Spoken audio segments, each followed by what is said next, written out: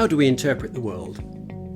A very simple model suggests that we use our 5 senses to gather data from the environment. Within our mental process, we assemble that data as if it were tiny pieces of an enormous jigsaw puzzle. This interpretation then becomes our understanding of the way the world works. We can take that one step further by saying that if this is how things are now, then things in the future might be ... It's an interesting idea, but neurologically it's hopelessly inefficient. Your eyes alone send 100 billion signals to the brain every second. Every other sensory detector in your body is joining in, bombarding your brain with vast amounts of data, some of which is new, but much is repeated. Newborn babies have to build much of their understanding from scratch because they are starting with a relatively blank canvas. As each of us have advanced through life, we have accumulated memory and experience. We have an idea of what the big picture is supposed to look like, so sifting new data from repeated data becomes easier. As we develop, most of our big picture becomes predicted by memory and experience. This is where the process of pattern recognition and bias-driven cherry-picking come into play. In human factors language, this framework for sifting and evaluating data is known as your mental model. It represents your instantaneous understanding of how everything fits together, how the world works. Its components are in part some genetic predispositions, partly your life's experience, partly your intellectual interests. It is informed by your culture, values, and beliefs. This process of continuous refreshment and updating means that mental models change by the nanosecond. Additionally, no two people's mental models are identical. Even if we could access the same data, we would produce different interpretations. Most of the time, the process which turns data to understanding is opaque. It takes place entirely within our mental process. The framework for sifting and evaluating data is your mental model, but the process for sifting and evaluating can be undertaken in 2 ways. Evolutionary development prioritizes the need for speed, and it has benefited from many years of development. System 1, our old reptilian or mammalian brain, has access to all sensory data, but only uses a microscopically tiny proportion of it.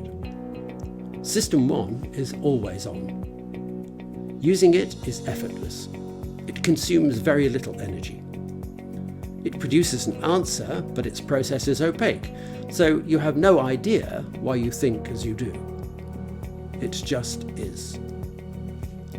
Because any interpretation starts with the expectation generated by a mental model, there are biases affecting which bits of data the brain considers worthy of examining.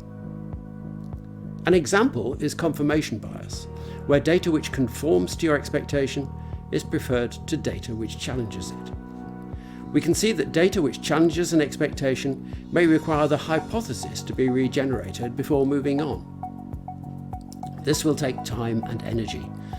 Much better to choose the right data.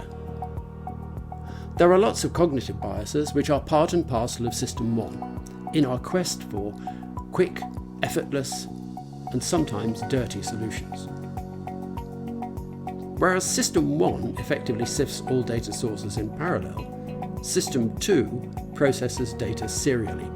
In effect, it selects and interprets a data stream using a linear if-then process based on logic and rationality. This has significant consequences. The process is slow and effortful. It becomes hugely vulnerable if we suffer interruptions or are distracted from the data stream for any reason.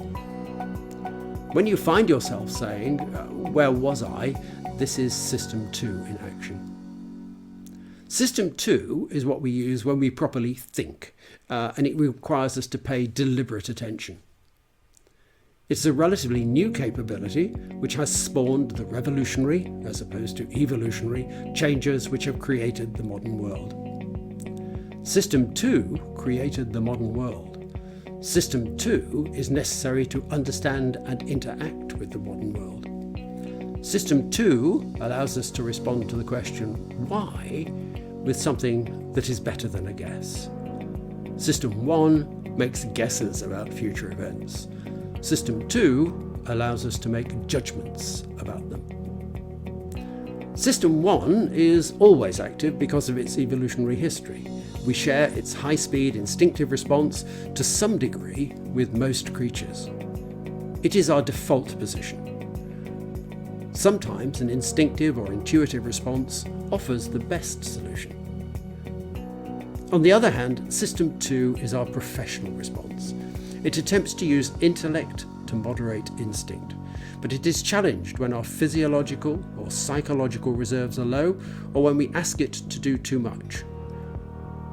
Considered activity and clear thinking are difficult when you're tired.